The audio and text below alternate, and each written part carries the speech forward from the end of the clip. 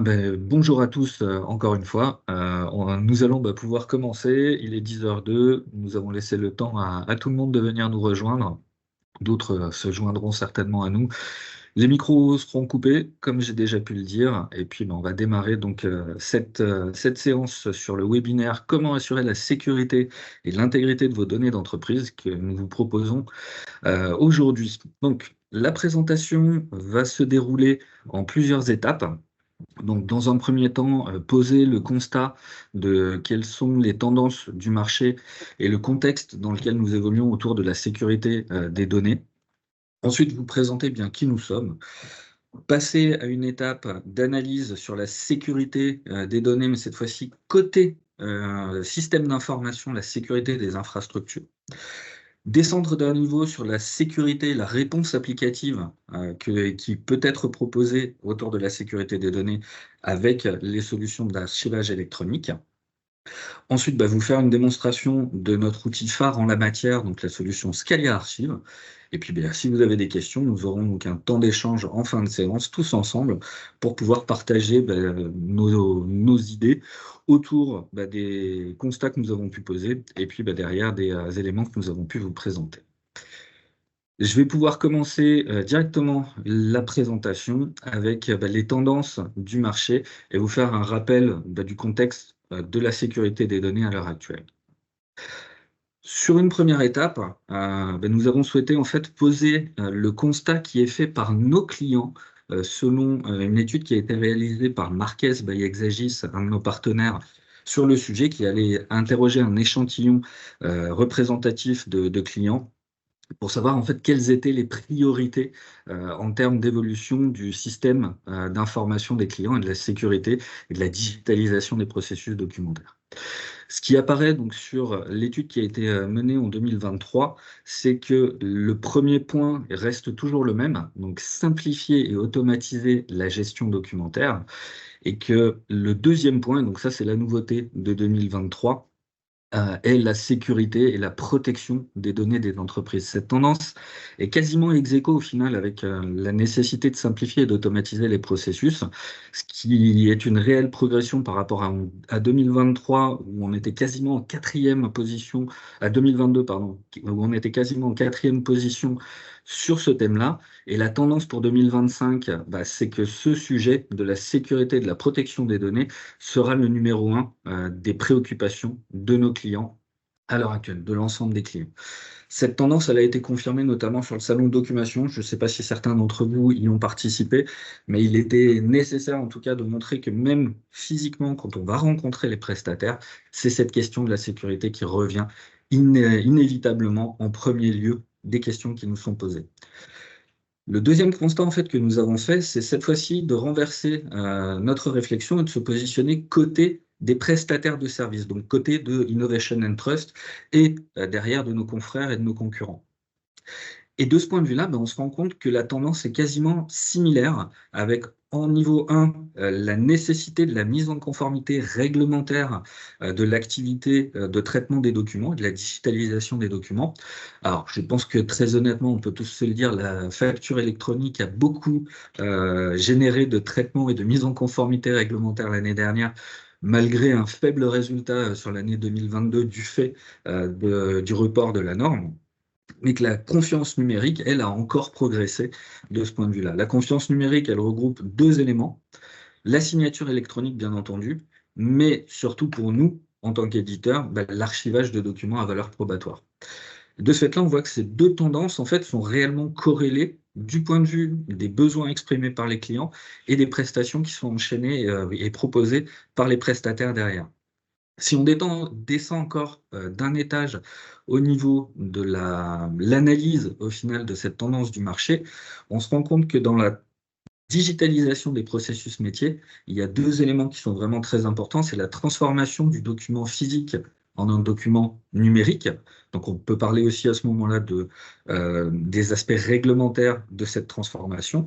Et à égalité, c'est la conservation de ces documents dans des environnements sécurisés, et cette fois-ci la mise en place donc, de solutions d'archivage électronique de documents à valeur probatoire. Ce qui nous fait faire un constat, en fait, c'est qu'il semble que pour assurer la sécurité des données des entreprises, il y a un duo gagnant qui se dégage. C'est la mise en sécurité du système d'information et dans un deuxième temps, la mise en place d'une solution d'archivage électronique qui va permettre de sécuriser cette fois-ci la conservation et l'accessibilité des documents.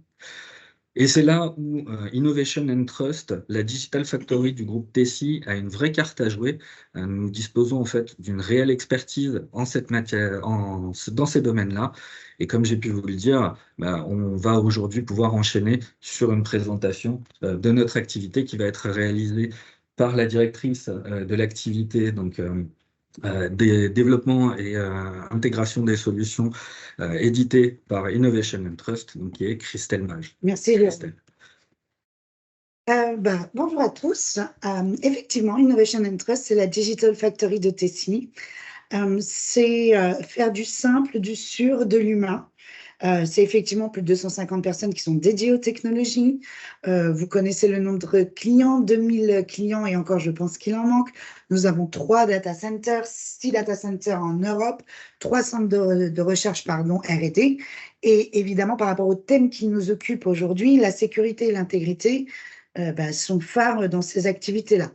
Je rappelle juste notre mission parce qu'elle est très importante pour notre directrice générale qui est Emmanuelle Hertel, qui est Human Interactive First. Alors, on va le faire en français, bien sûr, c'est-à-dire que c'est l'humain qui reprend bien le cœur du parcours de l'ensemble de la solution. Et parce qu'il y a humain, il y a aussi la sécurité et l'intégrité qui revient, parce que moi, je ne sais pas, mais comme je suis, vous, je ne sais pas, mais moi étant imparfaite, c'est super quand on a de l'applicatif derrière qui permet de corriger. Tout ce que nous faisons sur l'innovation, le cloud native et le green IT, toujours tout est toujours sur un principe de sécurité et de confiance numérique. Aujourd'hui, il est littéralement impossible pour l'éditeur que nous sommes, mais pour le reste de notre, alors je vais dire collaborateurs, collègues, confrères et concurrents, de passer à côté d'une confiance numérique. La confiance numérique, on le met même nous dans le titre de notre société, le trust, la confiance, c'est clé. Notre vrai, alors évidemment, on est sur le green, on est sur l'innovation, et l'innovation en termes de sécurité et de confiance, c'est ce qui rend quelque chose de très attractif et de très complexe, parce qu'on a toujours des petits malins en face qui sont toujours plus brillants. Et donc, il faut toujours être plus brillant que le brillant. Et à ce sujet, d'ailleurs, comment on travaille, alors nos solutions, je les passe, mais Whisker, Certinia, Uncustomer, Scalia, qui est mon activité, donc qui regroupe tout ce qui est de la GED, de l'archivage électronique, du case management, du BPA. Mais si je vous parle de Certinia, par exemple, c'est aussi notre métier que d'être dans la confiance numérique avec de l'eurotatage qualifié, avec de la signature électronique. De la même façon, le parcours client avec Whisker se fait dans la sécurité et un customer, autant veut dire que sur le CRM, on n'a pas le choix. Le premier point, c'est la certification. On ne peut pas aujourd'hui dire que prêtez-nous votre confiance si nous ne sommes pas certifiés nous-mêmes. Donc, nous sommes en perpétuelle certification. Pourquoi? Parce que nous sommes tiers de confiance, EIDAS, RGS, l'archivage à valeur probatoire, dont on vous parlera de la norme NF 461.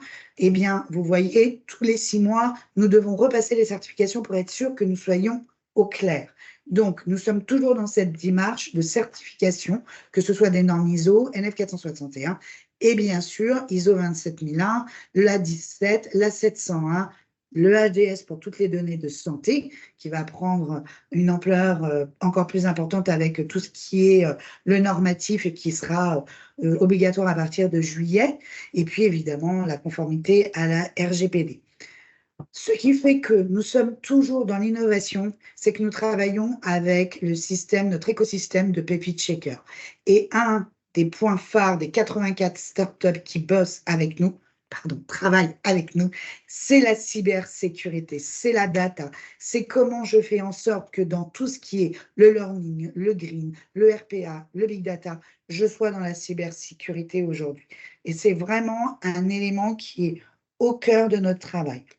NF 461, c'est notre force. NF 461, c'est la norme qui permet de dire que les documents que vous mettez dans un système d'archivage électronique, un SAE, mais même dans une JED, puisque nous sommes certifiés pour nos deux, eh bien, à partir de ce moment-là, ces documents ont une force probatoire. Leur intégrité, leur disponibilité est possible sans que le document ne subisse la moindre altération. Donc voilà, c'est ce qui va être suivi derrière.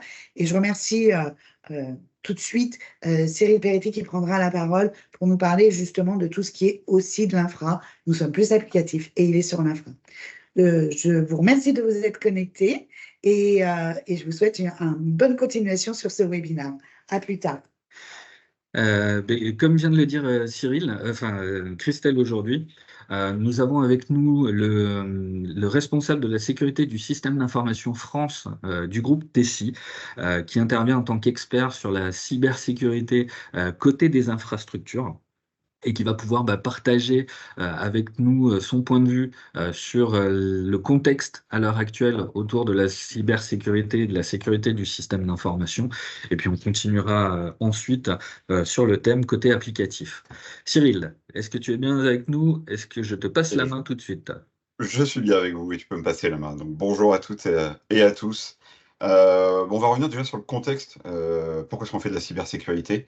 Et qu'est-ce que c'est que la cybersécurité? Donc voilà, la cybersécurité, c'est tous les moyens, toutes les méthodes qu'on va mettre en place afin d'assurer la protection des personnes, de tous les actifs. Et quand on parle d'actifs informatiques, c'est bien sûr la partie infrastructure, les serveurs, les postes, mais aussi bien sûr ce qui est, on va dire, le plus important, là c'est le plus important, sont les données que nous confient nos clients pour assurer la confiance numérique qu'on instaure entre Tessie et ses clients. On est dans un contexte en termes d'actualité qui est extrêmement chargé depuis quelques années en termes de cybersécurité. On a eu des cas très récents entre l'année dernière et cette année de fuite de données massives en France. On va parler de France Travail. On peut parler aussi au niveau de données des mutuelles via Médis et Almeris. Donc le risque cyber, c'est pas un fantasme, c'est une réalité quotidienne. On est aussi dans un contexte où au niveau des équipes IT, on a une exigence forte sur la mise à jour de nos équipements et des solutions. On a, on va dire, des sujets hebdomadaires avec des vulnérabilités critiques touchant nos fournisseurs de solutions de sécurité, euh, qui doivent aussi vous concerner régulièrement, que ce soit côté Palo Alto, Fortinet, etc. Puis en plus de ça, on a l'actualité, avec une crainte, alors difficile de dire si elle est justifiée ou pas, mais en tout cas liée avec l'arrivée des JO 2024 et où on s'attend à quelques actions ciblant certaines entreprises françaises dans le cadre de cette actualité. Euh, En plus de cette actualité, comme le disait Christelle, on a la partie certification. Donc bon, je vais revenir rapidement dessus, mais la partie 27001 sur la sécurité du management de notre système d'information, le volet données personnelles avec l'ISO 27701, et on en parlait, notre certification HDS pour tout ce qui est donc le traitement et la sécurisation des données de santé. Et en plus de cette actualité, de ces certifications, on a toute la partie directives et réglementations européennes. Je vais passer rapidement sur la partie RGPD. Et deux sujets qui arrivent ou qui sont déjà arrivés, DORA et l'application de NIS 2, pour laquelle on attend toujours, normalement, au plus tard octobre 2024, donc la déclinaison en droit français pour cette directive européenne. Donc maintenant qu'on a passé un petit peu ce contexte et les enjeux, je vais vous présenter rapidement l'organisation et les trois piliers de la cybersécurité chez Tessie, avec trois grandes équipes au sein de la DSSI. Une partie gouvernance de la cybersécurité. Là, la mission, c'est de prendre nos politiques, les règles de sécurité qui sont définies au niveau groupe et après déclinées au sein des différentes filiales, et de s'assurer que ces règles-là sont correctement mises en place. Pour ça, donc, on est forcément sur un cycle d'amélioration continue, la fameuse route PDCA, que vous appliquez tous. Et le but, ça va être, par la mise en place de contrôles permanents, par la mise en place d'indicateurs et de KPI remontés directement au RSSI et à la direction, assurer le pilotage du management de notre cybersécurité et s'assurer qu'on est conforme aux exigences de nos clients et aux différentes certifications. Je mets un volet important aussi sur la sensibilisation au niveau des utilisateurs. Ça fait partie des exigences fortes de nos clients. C'est une exigence forte aussi en interne. On s'en rend compte très régulièrement. Les utilisateurs sont en premier plan des différentes attaques, sont les premiers ciblés, que ce soit via des campagnes de phishing, sur les différentes attaques, sont les premiers, on va dire, ciblés pour des portes d'entrée dans le système d'information, donc de l'importance de la sensibilisation et de l'importance aussi d'aller renouveler et maintenir un niveau de veille cybersécurité au niveau de nos utilisateurs en permanence. Et les audits, forcément, en lien avec la certification, mais en lien aussi avec nos clients. On est forcément extrêmement audité de la part de nos clients, et donc l'intérêt de piloter ces audits, de suivre ces audits et ces certifications pour s'assurer qu'on reste au niveau en termes d'exigences cybersécurité et des règles de l'art. Ça, c'est le premier pilier. Le deuxième pilier, c'est toute la partie sécurité applicative. Donc, on fait beaucoup d'infrastructures, forcément, aussi un grand volet sur la sécurité applicative. Pour ça, on travaille directement en lien, donc la DSSI, le DPO pour la définition des règles sur la protection des données personnelles et les équipes de développeurs afin de déterminer une politique, ce qu'on appelle Security by Design. Ce sont donc les grandes règles de sécurité que toutes les applications développées chez Tessie doivent respecter. Et puis après, on met en place un ensemble de mesures de sécurité pendant tout le cycle de vie de nos produits, afin de s'assurer que ce qu'on livre ne contient pas de failles de sécurité et respecte les règles de l'art. On part pour ça d'abord avec une revue de code, temps réel, avec de l'analyse statique qui est effectuée sur le code développé par nos développeurs et nos équipes de développement. Ils ont une vue sur le niveau de sécurité de leur code, notamment par rapport au top 10, au WASP, donc avec le top 10, des failles de sécurité qui sont plus couramment utilisées au niveau des applications. Et la DSSI aussi a une vue sur ces scores, et avec une volonté de la direction de dire on ne livre pas, que ce soit en recette ou en production, un code qui ne respecte pas un score de A, par exemple, au niveau du top 10 au WASP. Ça, c'est la première partie, donc phase initiale de développement. La deuxième partie sont les scans de vulnérabilité. On va effectuer des scans de vulnérabilité réguliers sur nos environnements exposés, sur les environnements en interne, là aussi pour s'assurer qu'il n'y ait pas de failles de sécurité connues présentes sur nos environnements exposés. Et la dernière partie sont les tests d'intrusion, avec plusieurs éléments, des tests d'intrusion réalisés forcément par un prestataire externe certifié par l'ANSSI, afin d'avoir une vue neutre sur le niveau de sécurité, avec vraiment des tests poussés où les personnes vont aller essayer de pousser dans les retranchements nos systèmes de sécurité et nos applications.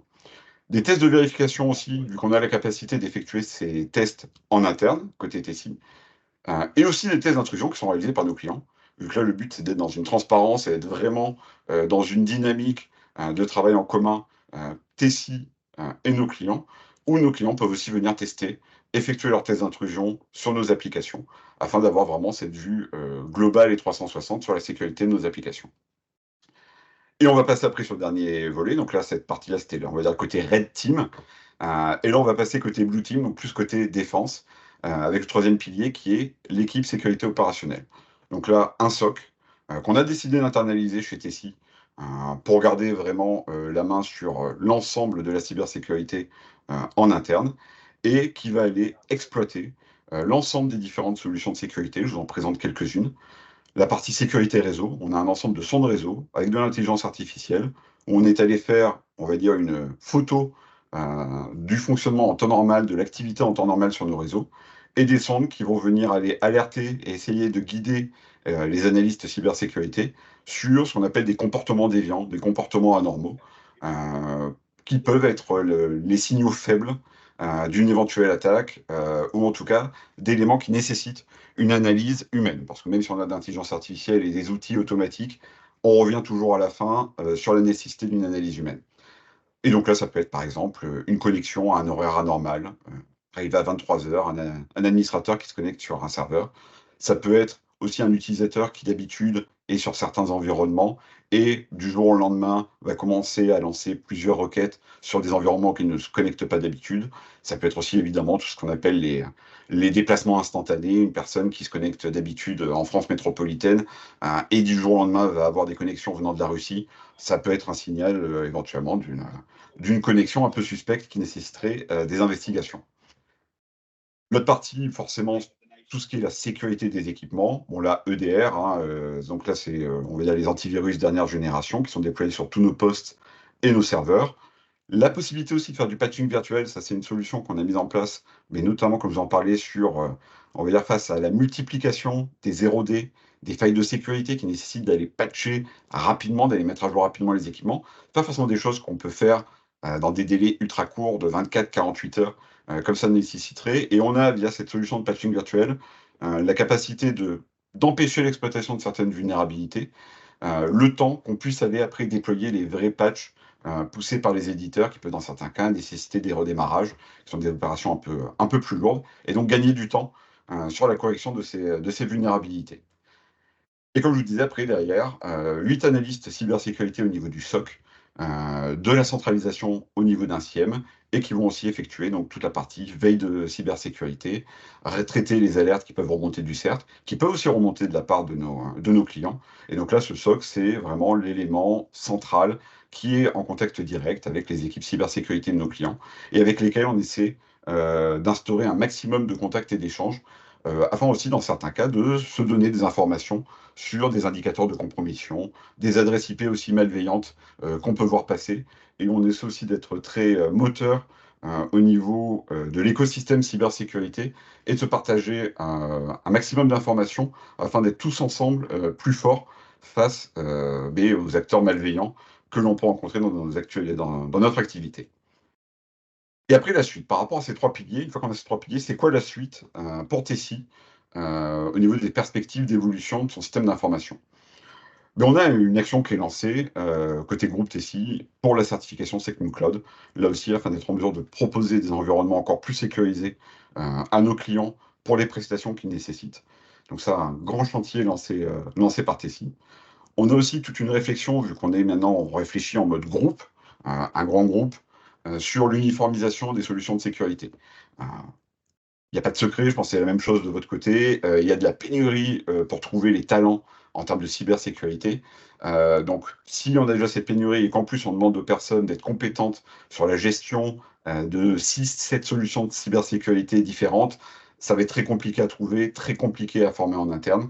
Donc, c'est pour ça qu'on a aussi cette réflexion qui a été lancée sur quels sont les outils cybersécurité que l'on utilise au sein du groupe et la nécessité de lancer une homogénéisation des outils de cybersécurité afin de permettre aux analystes du SOC d'être performants et d'être bien formés sur ces différents outils. Et la réflexion aussi derrière, c'est sur les nouvelles réglementations et directives qui peuvent être publiées. On a notamment toute une réflexion sur la sécurisation de nos systèmes d'intelligence artificielle développés en interne côté Tessie.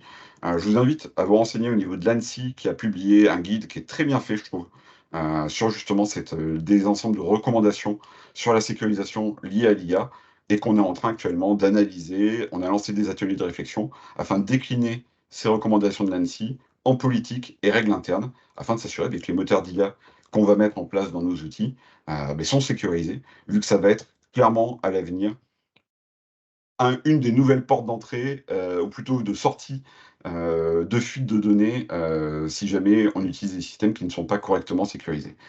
Et derrière, j'en ai parlé aussi, comment l'IA peut aider les analystes à traiter les alertes. Plus de systèmes, plus d'outils, cybersécurité veut dire aussi beaucoup plus d'alertes à traiter, et on va arriver rapidement à des limites au niveau humain, d'où la nécessité d'être accompagné par l'IA, qui peut permettre de grands gains en termes de rapidité d'analyse et permettre aux cyberanalystes de se focaliser vraiment sur le traitement des alertes et du travail à haute valeur ajoutée au niveau humain.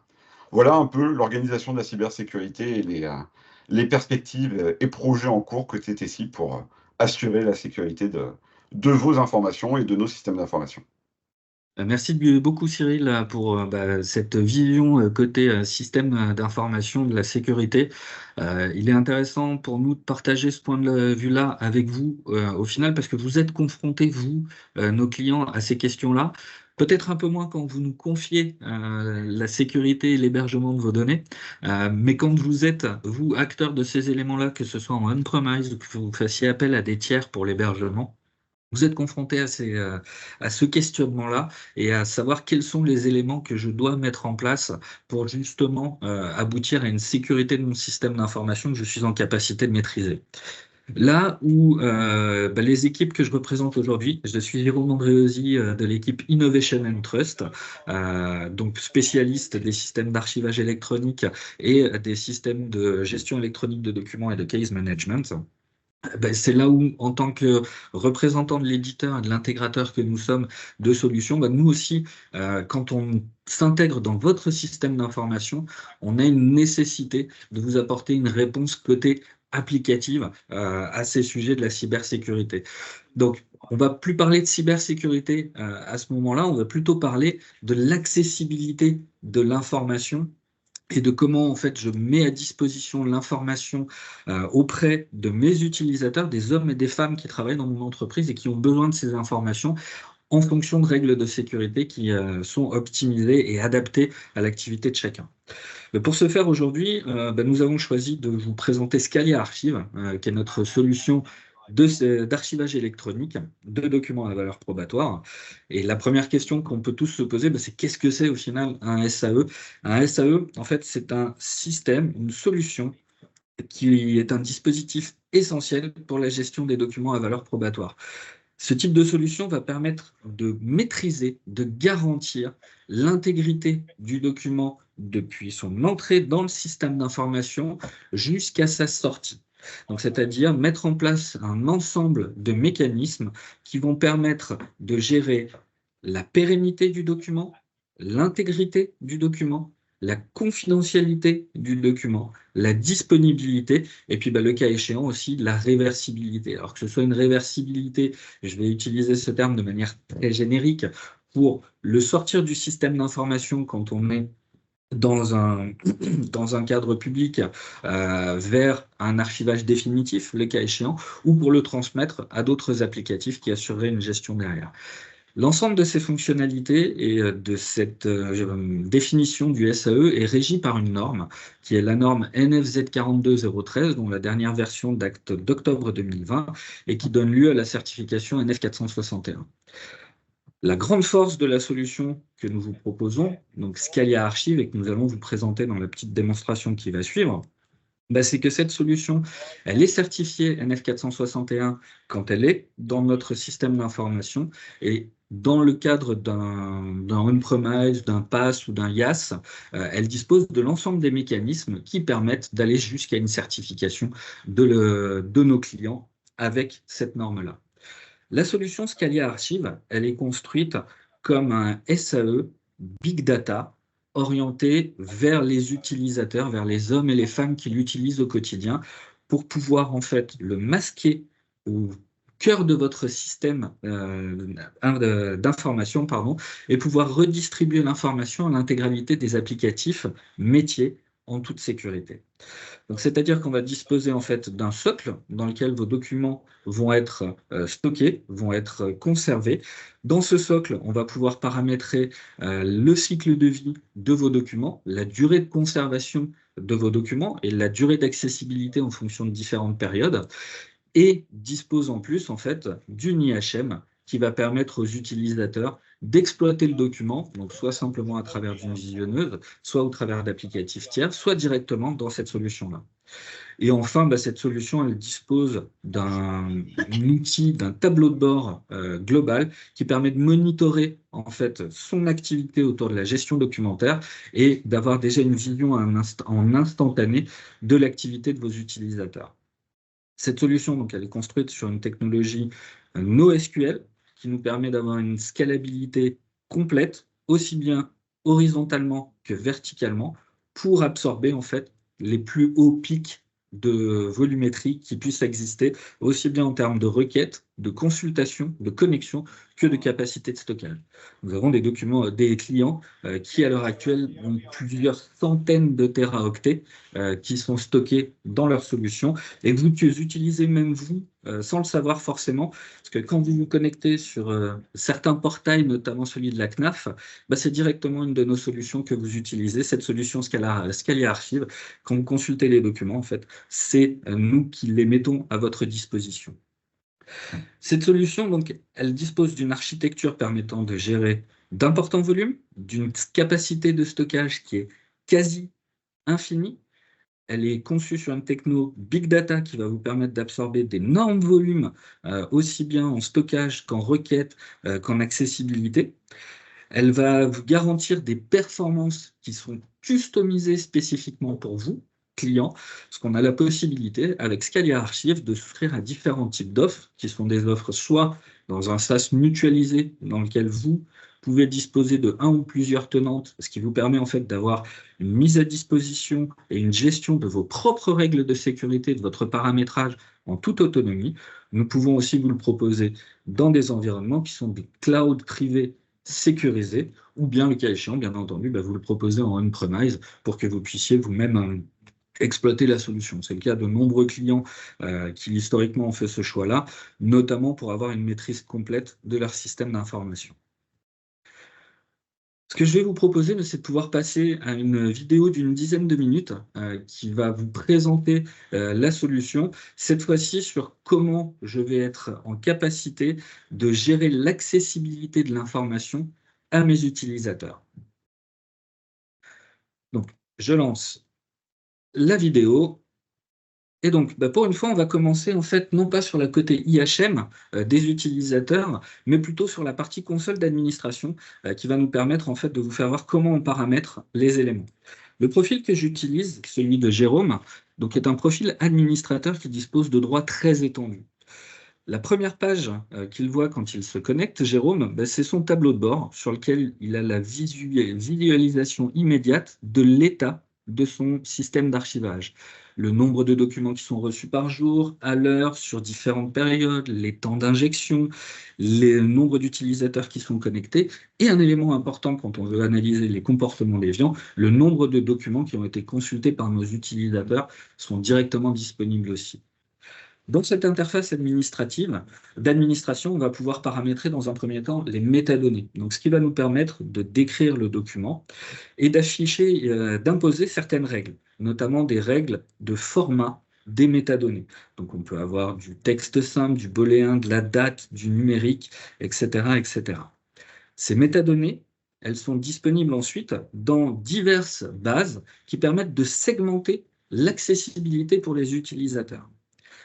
Dans ces bases, on va pouvoir définir que ces métadonnées sont indexées obligatoirement pour pouvoir accéder aux documents, pour pouvoir verser un document, sont chiffrées le cas échéant, donc ce qui nous permet de donner un niveau de sécurité, et sont soumises à des règles de nommage que nous appelons dictionnaires, qui sont paramétrées pour les utilisateurs, pour les guider dans leur saisie. Et seuls les admins ont accès à ces éléments-là.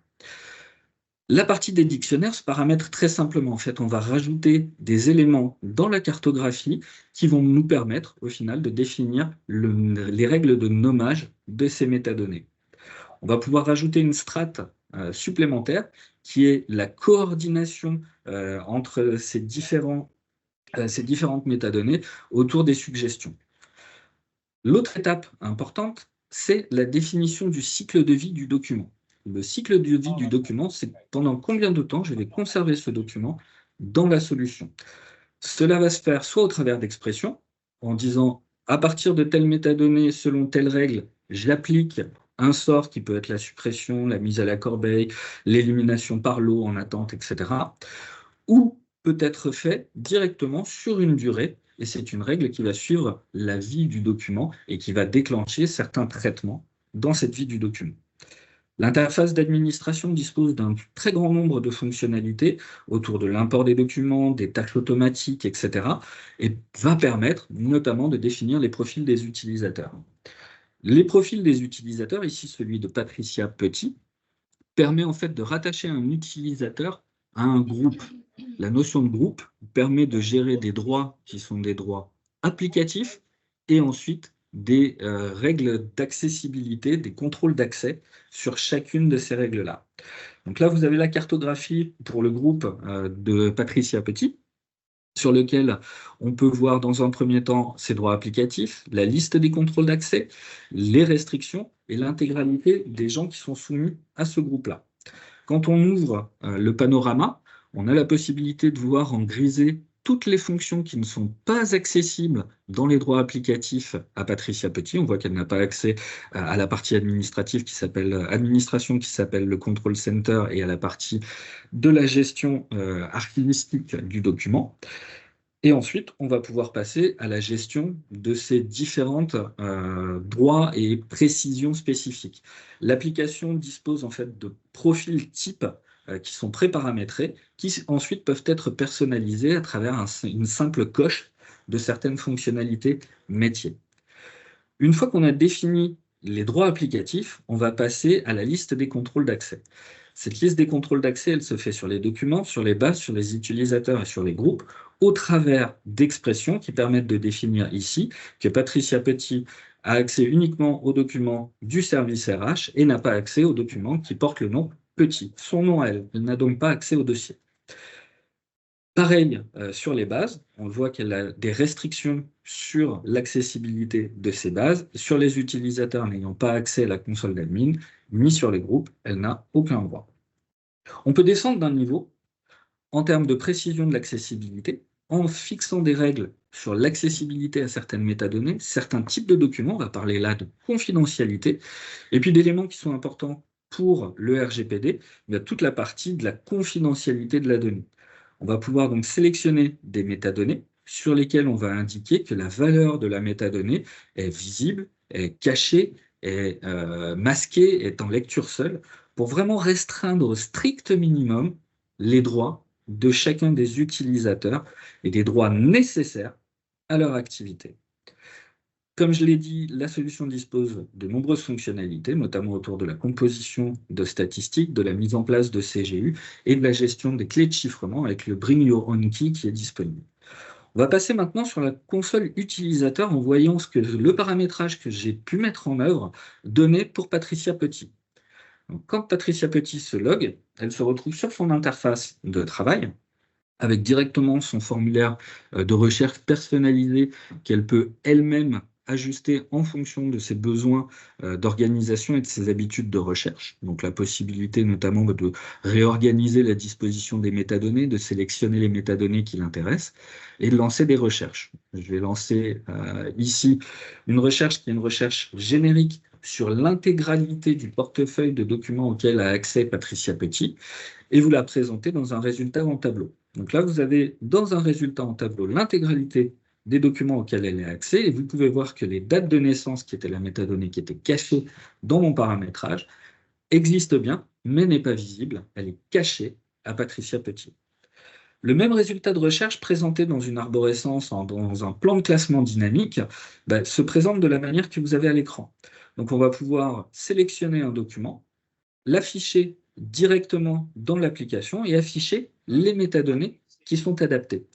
Ce document va pouvoir naviguer dedans et disposer d'un certain nombre de fonctionnalités complémentaires, comme si j'en ai les droits, la possibilité de modifier des métadonnées, de rajouter des éléments, la possibilité de télécharger le document sur mon poste de travail, de versionner le document, de consulter l'historique des événements et puis de rendre le document éligible à l'élimination, encore une fois, si j'en ai les droits. Les formulaires de présentation des métadonnées que vous avez vus sont également paramétrables tout au long de l'usage de la solution. Donc, ce qui nous permet vraiment de nous tourner vers l'homme et la femme qui utilisent au quotidien l'application pour avoir une solution qui soit parfaitement adaptée. On a la possibilité, pour des raisons de confort, d'afficher 2 documents simultanément dans l'application pour des besoins de comparaison. Et on peut rajouter, ce que je n'ai pas fait pour ce profil-là, des fonctionnalités supplémentaires autour de la mise de calques supplémentaires, de commentaires, de tampons. On va passer cette fois-ci du côté administrateur, donc sur le profil de Jérôme, qui lui dispose de droits très étendus et qui n'a pas les restrictions de Patricia Petit sur la partie utilisation. On voit notamment qu'il lui a accès à la partie application archivistique. Il dispose des mêmes fonctionnalités de paramétrage et va lancer la même recherche. Donc là, on va avoir l'intégralité du portefeuille de résultats de documents auxquels Jérôme a accès. On l'ouvre ici directement dans la version plan de classement dynamique et on voit apparaître le même document que nous avons consulté pour l'Ordoué tout à l'heure. Et ce que nous pouvons constater, c'est que la métadonnée de date de naissance qui est présentée ici est bien présente et bien consultable par Jérôme Andréosi. Donc là, on a géré cette partie-là. On voit aussi que le dossier de Patricia Petit est directement disponible pour Jérôme. Donc on a vraiment assurer la sécurité, l'accessibilité des documents de manière très simple au travers de paramétrage pour des profils qui sont dédiés à certaines fonctions et à certaines activités. On va rentrer dans l'analyse peut-être des événements autour du cycle de vie du document. Donc, on va parler ici de la liste d'audit. Et vous voyez que dès la page d'utilisation du document, on va pouvoir présenter en fait de manière très simple sous la forme d'une timeline l'ensemble des événements qui ont eu lieu sur ce document, que ce soit du versement, que ce soit de la consultation, savoir qui a consulté ce document, quand, quelles sont les actions qui ont été réalisées, par exemple l'apposition d'un tampon, par exemple la modification d'une métadonnée, et ce qui va nous permettre en fait d'avoir une véritable traçabilité des documents pendant tout leur cycle de vie. En plus de mécanismes qui sont embarqués dans la solution, notamment autour du contrôle d'intégrité qui est réalisé sur la base des empreintes des documents qui est prise lors du versement de chacun des documents et des datas dans l'application. Jérôme dispose d'un profil étendu et donc dispose des fonctionnalités archivistiques. C'est-à-dire qu'il a la possibilité de gérer comme un archiviste ces documents. Donc, on rentre vraiment ici dans l'application de la norme NF 461 sur la création des lots de versement, la création des lots d'élimination et de restitution. Ce n'est pas l'objet de la présentation d'aujourd'hui. On pourra faire un autre webinaire, le cas échéant, sur cette partie de la gestion archivistique des documents qui peuvent vous intéresser. Et ensuite, passer à d'autres éléments. Je vois qu'on a mordu un petit peu sur le temps qui était imparti. Si vous avez le temps de nous poser des questions, nous sommes à votre écoute. On peut vous accorder 5 minutes si vous le souhaitez là-dessus. Pour nous, nous sommes à votre écoute. Les experts que sont Cyril, Christelle et moi-même pouvons vous répondre.